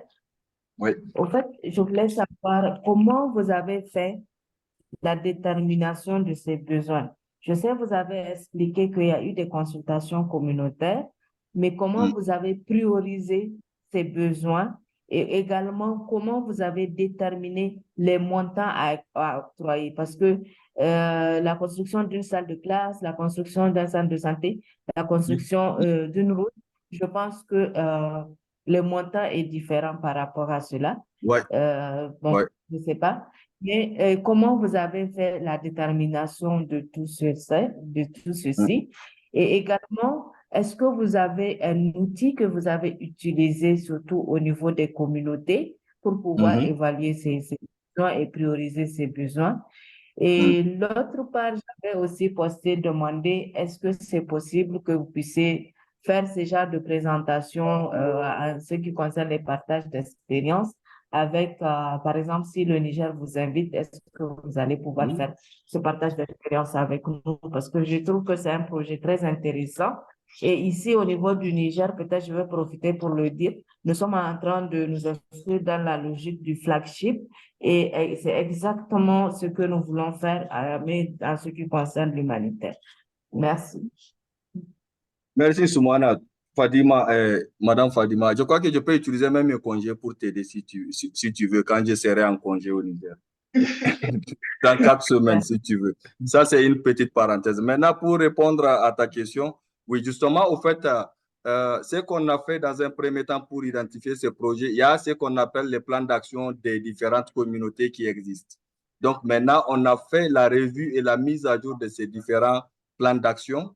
Et quand on fait le processus de médiation, une fois les plans d'action sont budgétisés, ils ont des budgets. Et c'est plusieurs projets communautaires qui sont dans le plan d'action. Donc, la version révisée, c'est cette version maintenant qui est présentée au comité de pilotage qui englobe pratiquement toutes les parties prenantes. Et en ce moment, on essaie de lister les projets. Par exemple, ils peuvent nous faire la proposition de 10 projets qu'ils veulent faire. Et nous, on va regarder on va soumettre ces mêmes projets à nos équipes techniques qui vont étudier d'une part les aspects techniques, d'abord si ça a été pris en compte, les aspects financiers, mais aussi la pertinence du projet dans le processus connecteur, comme on dit. Et c'est en ce moment, on leur fait un retour pour leur dire, OK, vous avez tel nombre de projets, nous, on peut financer tel projet, mais on peut aussi vous orienter vers d'autres organisations, par exemple, ou bien vous gardez les autres projets. S'il y a d'autres possibilités, vous pouvez le faire. Donc, c'est vraiment un ping-pong et ça demande l'implication de plusieurs acteurs, techniques, financiers, mais surtout aussi la communauté. Et on a aussi ce qu'on appelle la matrice de priorisation qui nous donne un peu quel projet est plus pertinent dans le cadre de cohésion sociale ou bien de médiation ou qui est plus pertinent pour les deux communautés et qui sera connecteur. Donc, voilà un peu les points sur lesquels on joue. Ce n'est pas exhaustif, il y a beaucoup de paramètres qu'on regarde pour valider et choisir les projets communautaires. Mais c'est très démocratique, il y a beaucoup de discussions au débat et vient entre les comités et les techniciens de NRC. Peut-être juste, j'ai juste un petit complément là. On a parlé, alors c'est pas exactement sur le sujet, mais c'est sur les allers-retours, etc. On a parlé du gain de temps dans tout ce qui était procédure logistique, etc. Je pense que ce gain, ça c'est vrai, c'est évident.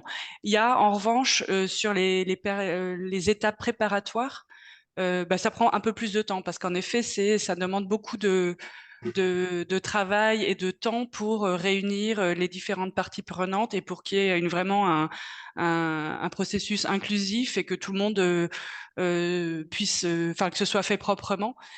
Donc ça, c'est très intéressant, mais c'est vrai que ça prend un peu de temps et de ressources. Donc, il faut pas négliger cette partie-là dans ce type de projet.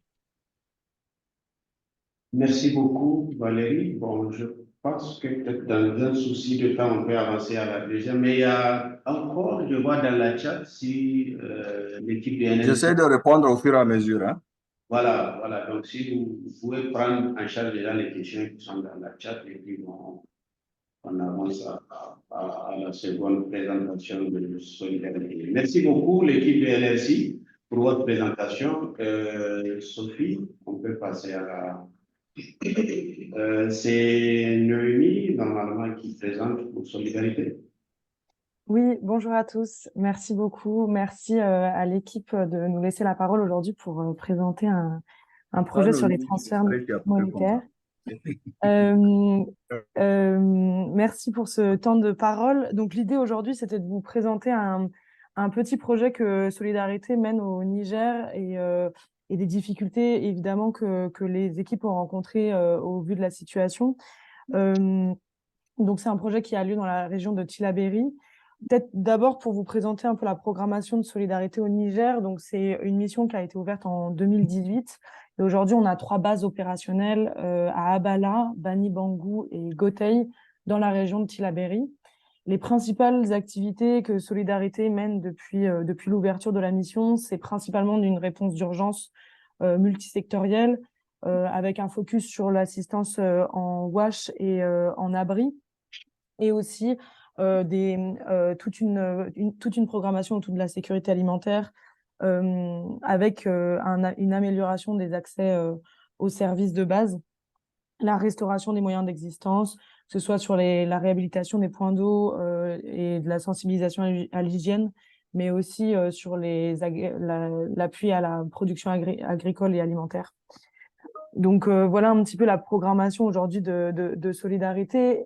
Donc le projet aujourd'hui que je voulais vous mentionner, c'était un projet qui était dans la région de Gothey, au Niger. Au vu de la situation, comme vous pouvez vous en douter, depuis le juillet 2023, la situation au Niger s'est quand même relativement aggravée avec des sanctions économiques de la communauté internationale et de la CEDEAO, qui a eu un impact important sur la vie des populations nigériennes, des populations déplacées et réfugiées. Et donc, sur base de ces sanctions, Solidarité a attendu la réouverture un petit peu des zones après la suspension des opérations humanitaires dans différentes zones pour relancer les activités de soutien aux populations déplacées, mais aussi la réponse en sécurité alimentaire et aux moyens d'existence. Le projet a deux grands volets, on va dire. D'abord, le volet réponse aux besoins immédiats des populations déplacées. Ce qui est intéressant dans ce volet-là, c'est que c'est l'idée de cette activité, c'est d'aller vraiment le plus loin possible sur le territoire, dans les zones les plus hard to reach, là où d'autres acteurs ne vont pas forcément, et cibler principalement des petits déplacements de population, étant donné que dans certaines zones, le RRM actif au Niger couvre une partie des déplacements sur base d'un seuil qui est à peu près de 50 ménages. Et donc, on a remarqué qu'il y avait des petits déplacements de population qui ne rentraient pas dans le scope du RRM. Et l'idée, c'est de venir en complément de ce programme-là pour donner une réponse aux besoins immédiats, aux besoins de base, par des transferts monétaires à usage multiple. Donc, l'idée, c'est d'avoir trois cycles d'assistance et de couvrir à peu près 70% du MIB. L'intérêt dans ces zones-là, les plus excentrées, les plus loin des centres urbains les plus proches, c'est aussi de pouvoir soutenir la population qui est déplacée depuis plus longtemps, ou la population locale qui est extrêmement vulnérable aussi à l'insécurité alimentaire.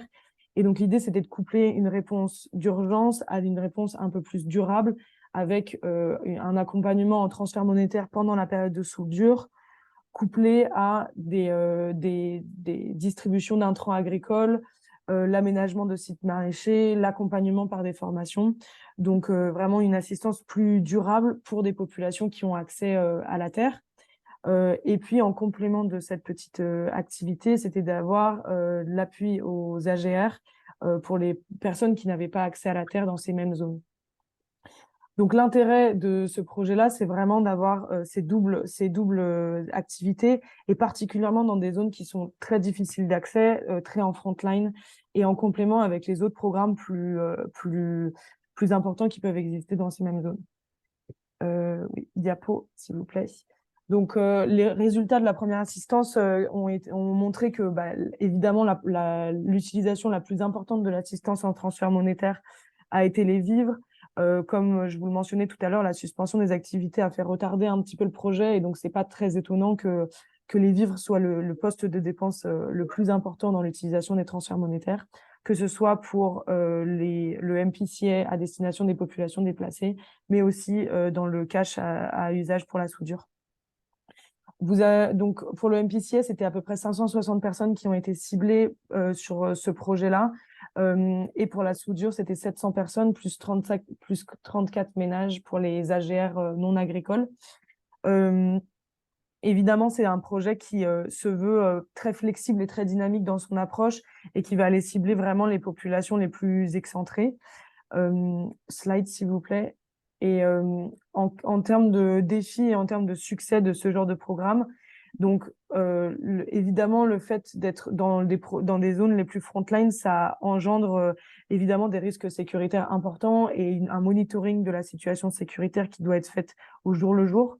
Mais Solidarité a fait des gros efforts d'accès sur ces zones-là pour pouvoir vraiment maintenir un accès malgré les suspensions d'activité, malgré les enjeux sécuritaires importants. On a eu une acceptance très importante de la part de la communauté du fait d'avoir ce double programme et d'urgence vraiment pour la réponse aux déplacements dans ces zones-là, mais aussi d'accompagnement plus durable dans la relance agricole et au soutien aux moyens d'existence. Et donc, c'est cette acceptance importante qui est aussi garantie des aspects d'accès dans ces zones-là et qui permet aussi d'avoir un suivi de plus en plus proche auprès des communautés. Évidemment, dans les succès aussi, c'est le fait d'avoir des populations, de pouvoir avoir la cible des populations qui ne seraient pas prises en charge par des programmes plus globaux de RRM notamment, mais aussi par des programmes de protection sociale. Et donc, c'est des populations qui sortent du scope, des déplacements qui sortent du scope des grandes alertes, mais qui, malgré tout, peuvent avoir une assistance de la part de Solidarité. Slide, s'il vous plaît. Par rapport aux grands défis, évidemment, comme vous l'avez suivi dans la situation au Niger, la suspension des activités a été un point très important sur l'année 2023. Ça a été très compliqué, mais Solidarité s'est vraiment préparée pour que dès que la suspension a été levée, la relance des programmes s'est faite de manière extrêmement dynamique. Il y a évidemment les sanctions financières au Niger qui ont créé des gros enjeux, notamment sur les aspects de transfert monétaire, évidemment, qui nécessitent la possibilité d'avoir des liquidités pour les ONG internationales dans le pays. On a eu des difficultés d'avoir du cash directement dans les banques, dans nos banques. Ça a été, les mesures de mitigation trouvées par rapport à ces sanctions financières, ça a été de s'associer avec des institutions de microfinance, d'ouvrir plusieurs comptes bancaires pour pouvoir avoir accès à plus de liquidités. Et il y a eu un lien qui a été proposé aussi avec nos équipes au Burkina Faso pour que des institutions de microfinance puissent faire ces liens-là et pour essayer de contourner un petit peu les difficultés d'accès au financement localement. Aussi, c'est par du coup la contractualisation avec des partenaires financiers qu'on a pu qu'on a pu aussi mettre en œuvre ces programmes. Mais évidemment, vous vous en doutez, de faire venir petit à petit des fonds et d'essayer de trouver des solutions à ça, ça ralentit un peu le projet. Mais aujourd'hui, on est quand même content de pouvoir avoir relancé ces activités de transfert monétaire et d'avoir trouvé des solutions intéressantes face aux sanctions financières. Évidemment aussi, donc depuis la levée des suspensions d'activités humanitaires dans certaines zones, l'accès à certaines zones est quand même relativement réduit du fait de lourdeur administrative, particulièrement dans les mouvements, la validation des mouvements des ONG dans certaines zones qui doivent être faits par le gouvernement, ralentit un petit peu le processus, mais d'avoir une programmation qui est à la fois flexible, qui s'adapte aux imprévus, qui s'adapte à ces difficultés-là, ont permis aussi à Solidarité de quand même garder un accès continu dans les zones qu'on cible aujourd'hui. Et puis enfin, la présentation a été rapide, mais un petit point de plaidoyer, évidemment, comme vous vous en doutez, la baisse de financement au Niger de principaux bailleurs fait que les besoins humanitaires sont de plus en plus importants dans ces zones-là. La situation et les sanctions économiques augmentent les besoins dans tous les secteurs de la population, mais aussi et particulièrement des populations déplacées. Et donc, c'est aussi un message de plaidoyer que j'aimerais faire passer pour que les financements puissent venir couvrir les besoins qui sont de plus en plus importants au Niger. Voilà un petit peu pour la présentation de ce petit programme. L'idée aussi, c'est de pouvoir se dire que ça, c'est un projet qui est à petite échelle dans certaines zones, qui permet aussi de gagner en flexibilité, d'aller le plus loin en frontline, mais que aussi cette mise à l'échelle de ce genre de programme qui allie et l'urgence liée au mouvement de déplacement et des activités beaucoup plus durables, bah déjà ont un impact plus important sur la vie des populations, mais aussi permettent de gagner en acceptance, en mobilisation de la communauté pour la mise en œuvre de ces programmes-là. Donc voilà, est-ce que je suis ouverte à vos questions ou à vos remarques si besoin? Merci.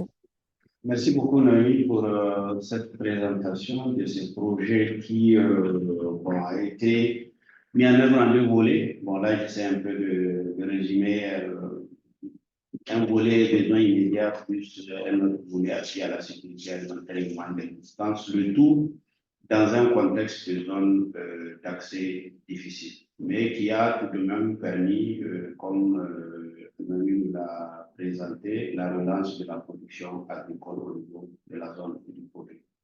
Donc, bien sûr, ça ne s'est pas passé sans difficulté, sans défi. En plus du défi sécuritaire, les restrictions de mouvement, la crise politique a ajouté aussi d'autres défis dont l'équipe du projet en a fait face, notamment entre autres la disponibilité des liquidités au niveau des banques avec les sanctions économiques, la lourdeur administrative et naturellement aussi la baisse du financement de façon générale qui ne concerne pas que le Niger, mais du fait qu'il y a ces sanctions, ça a aggravé aussi le cas au niveau du Niger. Donc voilà, si vous avez des questions pour Noémie, n'hésitez pas, vous pouvez les laisser directement dans la chat avec répondre. Ou éventuellement lever la main si vous le désirez aussi dans le temps qui est imparti. Des questions dans la salle ou en ligne? Je ne vois pas de main levée.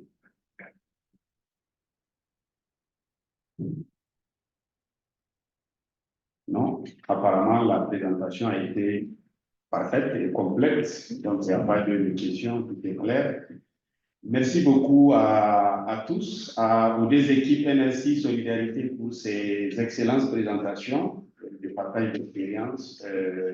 Voilà, maintenant je repasse la parole à mon collègue. Le prochain point, le dernier de notre rencontre. Merci beaucoup, Abdoulaye, et merci encore pour les présentations. Si vous avez d'autres questions, n'hésitez pas aussi de les poser dans le chat et ils vont pouvoir répondre.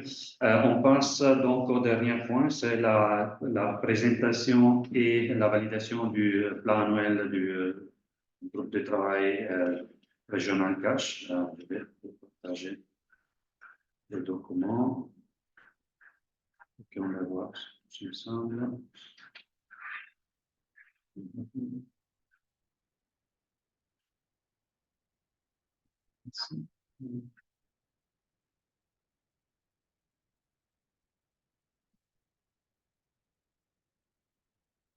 J'espère que vous pouvez le voir. Donc, ça, c'est comme je dis, les plans annuels du Cash Working Group régional qu'on a drafté ensemble avec OCHA et avec aussi des discussions avec un petit groupe consultatif qu'on a lancé il y a pas longtemps aussi au niveau régional. On va aussi vous les présenter prochainement. Voilà, la première activité, c'est la réunion régulière on gardera pour tous les 2 mois, comme c'est aussi ressorti de l'enquête qu'on vous a fait à fin 2023. Donc, je vous répète un peu les thèmes aussi, les thématiques priorités qui sont ressorties dans l'enquête et pour lesquelles on va aussi vous proposer des présentations au cours de l'année. C'est le transfert monétaire en lien avec la protection sociale, les transferts monétaires en lien avec la réponse menée localement, et aussi avec le transfert monétaire dans les approches communautaires et dans les zones difficiles d'accès. les transferts monétaires et la mobilité humaine, donc tout ce que c'est réfugiés, déplacés, toute la mobilité humaine. Et finalement, on avait aussi retenu comme dernière priorité thématique, c'était le transfert monétaire, le changement climatique et l'environnement. Donc ça, c'était les thématiques qu'on a retenues sur la base de vos réponses au questionnaire. Mais la volonté aussi aujourd'hui, c'est de vous présenter ce plan de travail avec les priorités et de vous laisser aussi la parole si vous avez des commentaires ou des ajouts, ou aussi si vous pensez qu'il y a des choses qui ne sont pas bien ressorties dans les plans annuels à drafter comme tel, s'il vous plaît, n'hésitez pas à mettre vos commentaires ou prendre la parole dès que j'ai terminé à parcourir ces drafts, afin qu'on puisse éventuellement les finaliser, les compléter avec aussi vos ajouts. Comme deuxième activité, on a l'organisation d'une réunion des leads et co-leads. Comme tous les années, on organise généralement en présentiel ici à Dakar une réunion sur 2 ou 3 jours avec tous les leads et co-leads des Cash Working Group de la région. Cette année, vu aussi la question liée au décalage des élections au Sénégal, on a dû déjà décaler la réunion. Maintenant, on est dans une date tentative le 22, 23, 24 avril. On espère que la situation ici au Sénégal reste calme pour pouvoir confirmer cette réunion. Et donc, il y aura plusieurs sessions qui seront proposées discutées avec les différents leaders politiques.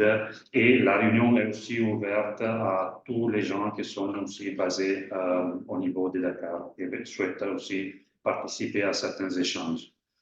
La troisième activité, c'est le soutien des Cash Working Group dans le processus de rédaction des ECNO SAP. Comme vous le voyez, on pense que c'est aussi très important de soutenir les différents Cash Working Group dans cette démarche. Donc, OCHA aura la responsabilité vers mi-2024 de commencer ce soutien. On aura ensuite le renforcement, qui c'est une activité en continu, le renforcement des capacités des Cash Working Group. Et donc, ce n'est pas seulement lié aux formations comme telles, que vous savez que nous, on essaie d'appuyer au niveau des différents pays et on essaie aussi d'appuyer financièrement ou techniquement au niveau des différents pays, mais aussi le renforcement des capacités dans des questions techniques spécifiques comme les MIBI, la cartographie des programmes de transfert monétaire, la cartographie des prestataires financiers, etc. etc. Donc, c'est une activité qui couvre toute l'année et on est encore en train de réfléchir comment aussi la structurer d'une manière, pour l'instant, c'est un appui ad hoc, mais on est en train de voir comment aussi on est en train de mieux la structurer. Juste pour vous dire aussi que dans le cadre des formations, on est aussi en train de discuter avec les Cash Working Group du Togo et aussi les Bénin. Il n'y a pas encore de Cash Working Group au Bénin, mais je pense que bientôt il y en aura un sous le leadership du PAM.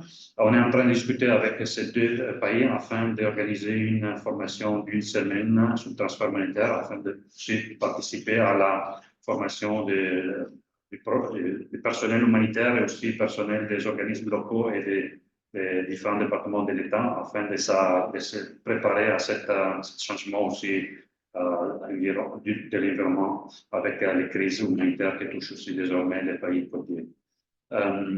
On aura aussi un atelier sur comment adapter les programmes de transfert monétaire à l'inflation et dépréciation. Comme vous le savez, l'année passée, on a eu une consultance qui a fait ressortir 2 rapports pour la région, un rapport pour le Burkina Faso et un rapport pour le Nigeria sur comment adapter les transferts monétaires vu l'inflation et la dépréciation qui étaient très élevées.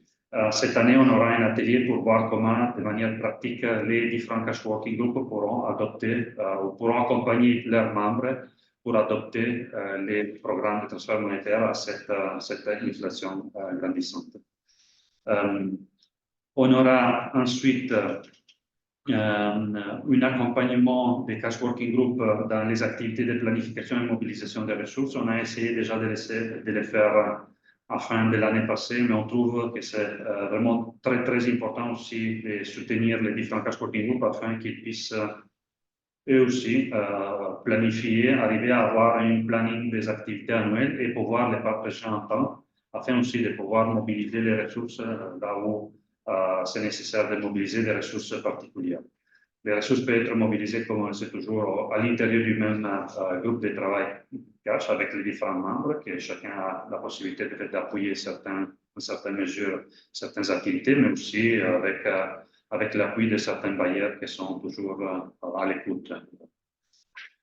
On aura ensuite une activité, comme on le fait toujours, c'est une activité transversale et continue, c'est la participation des différentes réunions cadres au niveau régional, l'Intercluster, les Regional IASC, mais aussi autres plateformes régionales, comme la plateforme protection sociale, avec laquelle on est en train aussi d'organiser un certain nombre de webinaires, la plateforme régionale accès militaire, etc., etc. Donc, on continue aussi à participer dans les différentes réunions afin aussi de présenter aussi les différents défis ou différentes opportunités aussi pour les transferts ministériels. On a aussi lancé un mapping. On est en train de les structurer pour les lancer rapidement, un mapping des recherches sur les transferts militaires au niveau de la région. Donc, on va bientôt envoyer un questionnaire aux différentes structures afin de pouvoir faire un mapping des différentes recherches qui sont en cours et qui sont planifiées pour les 2024, afin de pouvoir aussi les partager avec vous tous et pour ne pas avoir de doublons dans la recherche et pouvoir aussi donner des idées pour se compléter mutuellement dans la recherche. Voilà, comme je l'ai dit aussi, je l'avais dit, on les présenté dans les divers, mais je pense qu'on peut aussi les présenter ici, vu que c'est une activité qui est inscrite dans les plans du cash working group régional. Donc, on a lancé un mapping des interdictions cash. On a entendu parler de Burkina tout à l'heure, mais aussi le Niger, des difficultés de plus en plus avec les programmes de transfert monétaire. Donc, vu que la situation au Burkina demeure depuis plus d'un an et que aussi récemment aussi le Togo, pour la partie nord du pays, le gouvernement du Togo a introduit aussi une suspension pour les transferts monétaires, on a pensé qu'on devait faire une analyse de toutes les différentes interdictions des transferts monétaires et aussi tous les différents risques des interdictions. Donc, dans certains pays, le risque a abouti à une suspension ou une interdiction. Dans d'autres pays, le risque est resté seulement un risque parce que les cash working group ou d'autres acteurs ont pu se mobiliser, ont pu faire du plaidoyer, ont pu éviter que ce risque s'aboutisse à une interdiction. Donc, on a partagé déjà avec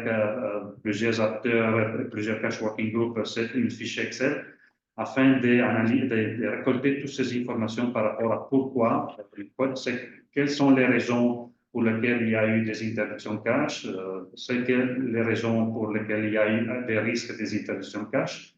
Et aussi, on a aussi demandé quelles ont été les actions qui ont été amenées par les différents cash working groups, les différents acteurs, afin de réduire ou d'élever ces interdictions.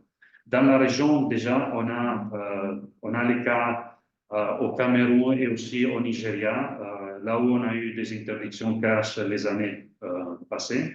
Et les deux cash working groups ont pu, d'une certaine manière, faire du plaidoyer, qui pour une certaine mesure est encore en cours, mais ils ont pu aussi lever ces interdictions. Donc, sur la base de toutes ces informations qu'on va récolter, on va vouloir faire une analyse pour voir s'il y a des mesures de mitigation ou des mesures préventives qui sont possibles. Et le cas échéant, si on peut aussi arriver à travailler avec certains cash working groups pour dire si une interdiction ou si une suspension est introduite par un gouvernement, comment aussi les cash working groups, comment la communauté humanitaire dans les pays devrait aussi répondre afin de pouvoir toujours essayer d'utiliser la méthodologie des transferts monétaires la plus adaptée et la plus aussi bénéfique pour les bénéficiaires avec les différentes possibilités que le transfert monétaire permet. Disons que le transfert monétaire dans l'ensemble, il y a les transferts comme tels, il y a les transferts électroniques, il y a les transferts en enveloppe, mais il y a aussi tous les systèmes de coupons valeurs, etc., qui peuvent aussi être mis en valeur si les transferts monétaires comme tels ne sont pas possibles pour un certain moment. Voilà, donc on est en train de faire cette collecte de données. On va bientôt commencer cette analyse et on va vous partager aussi les résultats de cette analyse. Enfin, les dernières deux activités qu'on vous propose cette année, c'est toujours vous envoyer une enquête annuelle de perception sur le travail du Cash Working Group régional, comme on l'a fait l'année passée aussi avec OCHA. On va le faire cette année, avant la fin de l'année, afin de récolter aussi la perception du travail, aussi vous demander quelles seront, selon vous, les priorités pour l'année prochaine. Et j'espère que cette année, on va s'organiser un peu plus tôt afin de pouvoir aussi vous présenter un plan annuel à la première réunion de l'année prochaine. Voilà, comme ça, avec la communication de la planification, j'espère que l'année prochaine, on pourra l'avoir en janvier afin de pouvoir déjà commencer les 2025 avec les nouveaux plans annuels. Voilà un peu de manière résumée. Je ne sais pas, vu que je ne vois pas, j'arrête les partages. Et s'il y a des interventions, des commentaires ou des suggestions, n'hésitez pas à lever la main afin qu'on puisse dire que ce plan annuel est validé à la fin de cette réunion.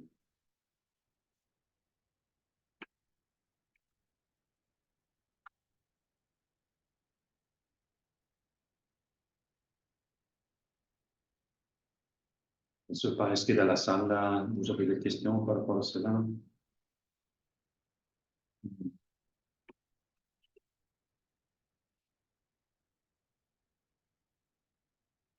Est-ce que vous avez des questions? Est-ce que ça vous semble OK? Autrement, est-ce que vous pouvez lever la pouce si pour vous c'est OK, il n'y a pas de questions? Si vous pouvez lever la pouce, comme ça on peut retenir que le plan annuel est adopté.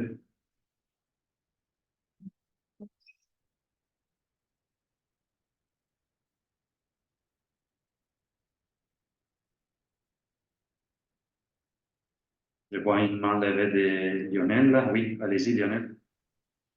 Oui, Mirko, bonjour, chers collègues. Je voudrais juste réagir sur le point du plan d'action qui traite sur comment éviter l'expansion des différentes suspensions ou interdictions du cash qu'on vit déjà au Burkina et puis au Togo. Je me rappelle, je ne sais pas exactement comment, je me rappelle pas comment c'est formulé, mais la question que je pose, est-ce que c'est juste une question qu'on pose ou bien il y a une action concrète que le CALP souhaite conduire avec ses membres afin d'endiguer en fait ce phénomène? Parce que tel que c'est posé, c'est un peu comme si c'est une question qui est posée, c'est une réflexion. Ou alors, est-ce qu'il y a des actions un peu comme, je ne sais pas, un plaidoyer au niveau stratégique, une communication ou qu'est-ce qui va être fait concrètement pour soutenir un peu les pays qui vivent déjà cette situation et aussi voilà, prévenir d'éventuelles extensions de ces interdictions? Merci beaucoup pour cette question, Lionel. Donc, comme on vous a dit, dans les plans annuels, on a juste inséré la cartographie, mais effectivement, on est déjà aussi en train de réfléchir par après. Et donc, nous, on est en train déjà de drafter des TDR pour avoir peut-être une consultant qui va nous aider dans l'analyse de ces infos qui sont en train d'être partagées avec nous, afin de pouvoir aussi arriver à avoir peut-être aussi l'analyse des données, faire un travail, un séminaire ou une discussion structurée avec un, deux ou trois cash working groups afin de pouvoir aussi arriver à avoir des recommandations de mitigation, des recommandations de prévention, de l'introduction d'autres interdictions à utiliser le transfert monétaire dans d'autres pays ou dans d'autres régions, parce que dans certains pays, c'est une question aussi liée à la région. Et donc, j'espère qu'on aura quand même dans cette analyse, on pourra avoir un rapport de quelques pages, suite aussi à cette discussion, à ce groupe de travail avec certains cash working groups, pour arriver à avoir quand même des propositions, des recommandations, que ce soit du plaidoyer ou que ce soit aussi des propositions, des recommandations d'une stratégie particulière qu'on doit amener. Fadima aussi a cité tout à l'heure au Niger les besoins aussi de travailler plus avec les autorités locales. Moi, je ne vais pas dire que ça sera une des recommandations parce que le travail doit encore être fait. Mais voilà, j'espère qu'il y aura des recommandations qui vont nous aider tous les différents cash working groups et aussi tous les différents organismes à pouvoir trouver une solution à ce problème qui est quand même complexe. Comme aussi on avait dit dans l'échange, aussi dans les chats et aussi avec l'intervention suite à Sani, c'est un problème qui demeure depuis plus d'un an au Burkina. Et malheureusement, il n'y a pas une solution magique, mais on doit essayer de décortiquer les problèmes et voir d'abord aussi quelle est la raison, quelles sont les raisons pour lesquelles il y a ces interdictions et voir si on peut aussi faire quelque chose pour essayer de lever cette raison qui est à la base ou de trouver d'autres alternatives. Voilà un peu en général, mais voilà, comme je dis, on n'hésitera pas de partager plus quand on commence l'étude, de partager aussi plus, au moins dans les divers d'une prochaine réunion, afin que vous puissiez rester aussi à jour avec l'avancement. Je ne sais pas s'il y a d'autres commentaires ou d'autres questions. Autrement, peut-être on peut spécifier un peu mieux aussi dans les plans annuels du fait qu'on va aussi faire une suite par rapport après à la cartographie. OK. Donc, s'il n'y a pas d'autres questions, on rentre dans les divers. Donc, je ne sais pas si quelqu'un a des divers. Je n'ai pas vu... Je ne sais pas si ça m'a échappé, mais je n'ai pas vu des divers dans les chats. Mais si quelqu'un a des divers dans la salle aussi ou en ligne, vous pouvez lever la main. Entre-temps, je prends je voudrais aussi, on va vous partager aussi les liens de la dernière newsletter avec les comptes rendus. On va vous partager les liens de la dernière newsletter qu'on a partagée parce qu'on vient aussi de lancer une section qu'on l'a appelée les 101, là où on a pas mal de ressources qui sont disponibles en ligne et que vous pouvez consulter. Afin de justifier quand vous faites du plaidoyer ou quand aussi vous avez des doutes par rapport à certaines thématiques particulières sur les transferts monétaires. On va aussi vous ajouter les liens déjà dans le chat, mais je vois une main levée. Fadima, donc à toi la parole, Fadima. Merci beaucoup, Mirko. En fait, moi, c'est juste une question. Je voudrais savoir, avant, on faisait une mise en page des pays, des documents des pays au niveau de votre plateforme. Est-ce que ça continue ou bien comment ça se fait? Merci. Oui, merci. Merci, Fadima. Entre-temps, je vous ai mis les liens que je vous disais dans les chats. Oui, est-ce que tu parles bien des pages là où il y a les contacts des leads et collègues du Cash Working Group? C'est bien cela? Oui, en fait, on avait ça, mais également tout ce qui était produit au niveau de chaque pays était posté pour permettre à chacun de pouvoir accéder aux documents, par exemple, de tous les pays qui ont des cash working group. Donc, des expériences que nous partageons, des documents, des notes d'orientation, tout ce qui est produit au niveau des cash working group. Avant, c'était posté dans une fenêtre. Je pense que chaque pays avait sa fenêtre. Je ne sais pas, Abdoulaye peut me corriger, mais je sais qu'il y avait un lien, une plateforme de ce genre. Bon, je ne sais pas ce qu'il y a, mais si c'est sur notre site web, ça continue. Il y a toujours cette page dédiée avec, bon, qui renvoie au cash working group par région et puis décliné par pays avec les contacts, etc. Bon, ça c'est sur notre site web. Maintenant, je ne sais pas si c'est de ça que tu parles ou. Et puis, de l'autre côté, il y a aussi Humanitarian Info qui est maintenant fusionné avec Relief Web où vous-même vous pouvez partager vos documents là-bas et que ça sera accessible à tous. Donc, mais pour nous, voilà, de notre côté, c'est cette page, s'il y a des changements au niveau du leadership, des contacts des personnes, etc., la page, elle reste toujours ouverte, hein, il suffit de nous contacter. Raison pour laquelle nous avons même créé un groupe Outlook avec tous les contacts des collègues des cash working group. Et pour qu'au fur et à mesure, s'il y a un changement au niveau des noms ou des contacts des organisations, vous partagez avec nous et nous, on va faire la mise à jour aussi. Merci Abdoulaye. On a aussi la page régionale qu'on va toujours mettre à jour avec des présentations ou des rapports qui sont aussi intéressants au niveau régional. Donc, si vous avez aussi des ressources, des rapports, des choses intéressantes que vous voyez passer au niveau du cash working group de votre pays, vous pouvez les partager avec nous et on peut les mettre en ligne, soit dans votre page, soit dans la page régionale qui est dédiée à la région. Donc, il y a des endroits là où on peut les mettre en ligne. Et on va essayer toujours aussi de mettre à jour la page avec les contacts de lead et co-lead. On va essayer de les réviser encore une fois de manière aussi systématique afin que tous les contacts qui sont dans la page soient corrects. Et je pense aussi qu'il y a possibilité dans la page Relief Web où on a quasiment pour tous les groupes régionaux une page où on peut mettre des informations. Mais ça, c'est un message à tous les collègues. Si vous pensez qu'il y a des choses aussi qu'on peut regrouper, rejoignant un peu l'idée de Fatima, vous pouvez nous les envoyer et qu'on les met aussi sur la page de Relief Web. Ça permet aussi, quand les gens y sont, en entrant sur la page cash ou groupe de travail cash, d'avoir accès à toutes les informations des collègues des différents pays. On peut aussi faire ça, Fatima. Merci à toi. Merci, Maria. Donc, voilà, je ne sais pas s'il y a quelques dernières questions, autrement comme on est presque à la fin.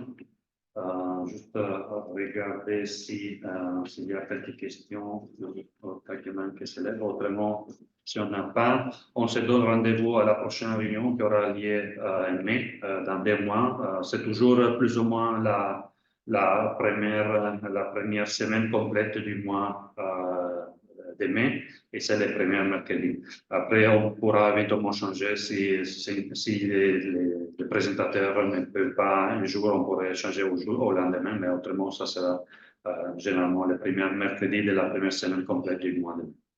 Merci beaucoup et donc, bonne suite de journée à tous. Merci beaucoup aussi aux présentateurs et à tous.